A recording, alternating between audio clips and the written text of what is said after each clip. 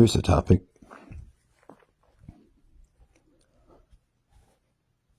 People are missing.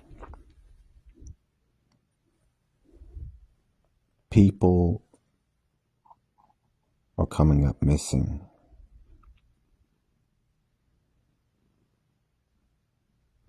And I want to talk about that this morning. I see it regularly in our city.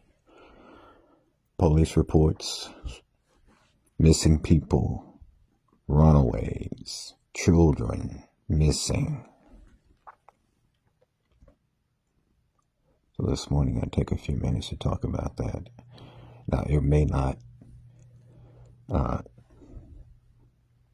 make the headlines as it should. The last 4 years especially during the COVID narrative, if I will. We had COVID reality, right? But then you had the COVID narrative. Well, guess what wasn't being reported? Suicides and people missing. Right?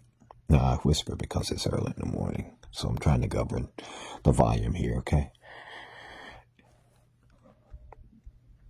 Mornings are my best time.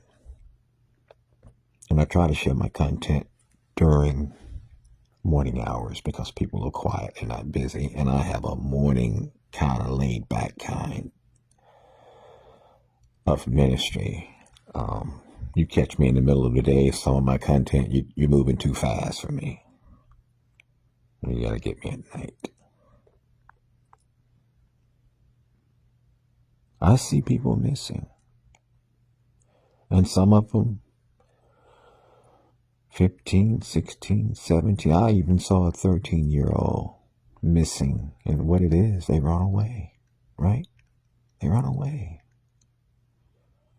People who are senior citizens, they just, for whatever reason, walk off. Some of them end up in a pool, drowned. And the world is going on about its business. I was thinking before recording this, I said, now listen, if I tend to be alone a lot. But if you all don't see me on Facebook after a month or after a week or two, you better check on me. I'm here daily. And I'm posting around the clock. And one of the benefits for my family is if they want to know where I'm at, just go to Facebook. If they want to know what I'm thinking, just go to Facebook. If they want to know what I'm talking about, what I'm ministering, go to Facebook. He's talking about such and such, right? I've been doing this for 15 years. Actually, 15 years. Yes, doesn't seem like it, but I've been doing this 15 years. If I come up missing, you better check on me. If I don't show up in Facebook after a week, you better check on me. 2 weeks, because I spend a lot of time either at work, here online, or to myself. I live in a city where I don't really know anyone. I have no family here. The only reason I'm here is because of my job. Been here 5 years. And I'm predictable. You know where I'm at. If I'm not at Walmart, I'm at home. If I'm not at work, I'm at home. I have a routine and I stick to it. And I'm waiting for my change. But until I see a need to change, whether it's location or a job, I'm just going to stay in my lane and stick to routine, right? Maybe my number will come up sooner or later. I'm sending up my timber. I'm sending up my timber, praying. You know, you do something for a long time the same way, it gets old. And what keeps me sticking to my routine is every day something new unfolds because of my faith. See, I could stay in my same lane, doing the same thing every day. You know what keeps life interesting to me? My Christian worldview. I don't have to go anywhere or do anything or travel anywhere to find happiness. I'm completely content in Jesus Christ. So if you don't see me on Facebook, after a while, I have family. I have a sister on my page, and she's the eldest of three of us. And so I know if she didn't see me, and you don't see her much on every now and then she'll stop by to comment or whatever. But if you don't, if she didn't see me, and let me tell you something. If she didn't see me in Facebook after about a week or two, she gonna call me. She gonna text me. She's the eldest of the sisters, right? Of the siblings, and that's just what she feels about. That's the way she feel about us, And she will check on us. She will. It's just three of us left. My parents are gone, and we depend on each other to know where we at now. My children, I know where every one of them is. And right now I'm trying to round them up. I got two of them. I think we're working on. I'm trying to get them all rounded up to do conference calls where we talk about the Bible. We're in the Gospel of John, and their mother has joined along, with the Bible study. It's something we just started. My son, of whom it's named after me, he is interested in knowing Jesus better. And he talked about this, and we got together, and we're just trying to see where this is going to go. We're arranging the schedules, trying to see if everybody can get on schedule where we can actually do this. We do it 15 minutes every other Sunday, just 15 minutes. And guess what? Guess who we're talking about? We're talking about Jesus.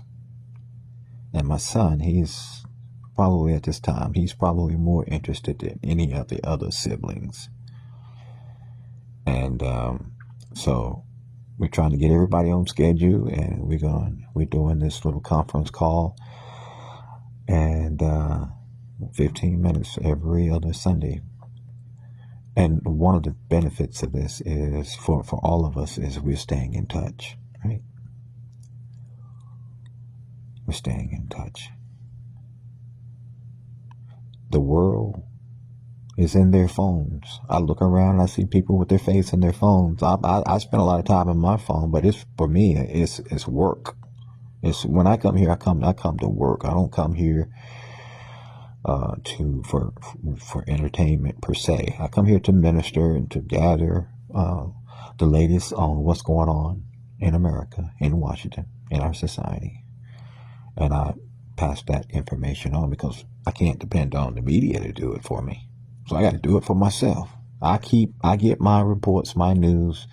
I have to I have to work for my own news. When the press is really supposed to be for the people, they're no longer for the people, right? I have to actually go out and get the truth from other sources that aren't really what you would call journalists.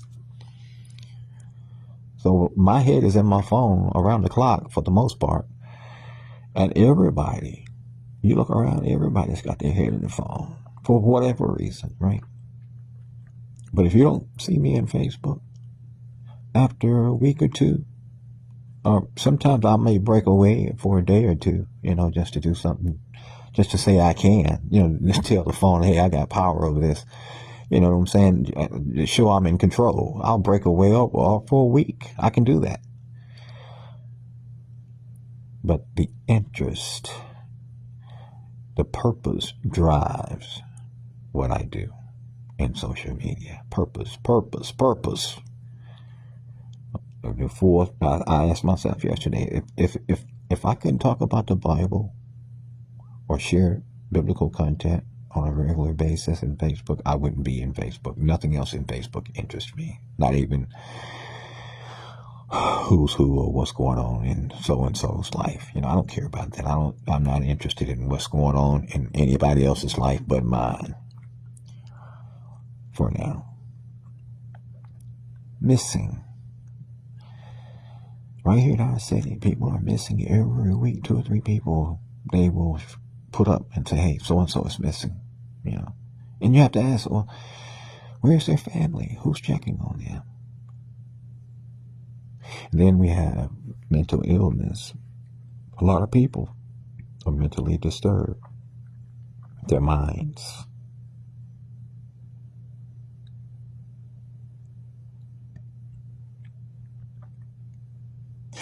I think when we get back to the Bible, we will find our sanity.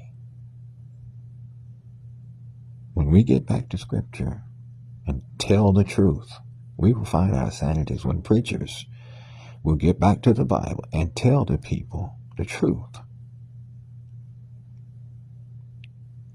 Because false teaching is really at the root of mental illness. False teaching is at the root. I do believe that. I believe when something is falsely stated or taught in the name of God, it deceives and it is sin. And when sin occurs and when there are lies, it opens the door to demonic activity. And there you have it. You have a mentally insane, mentally disturbed. We're talking insanity here. And our society is filled with people who are insane. They're out of their minds. You know why? Because of sin.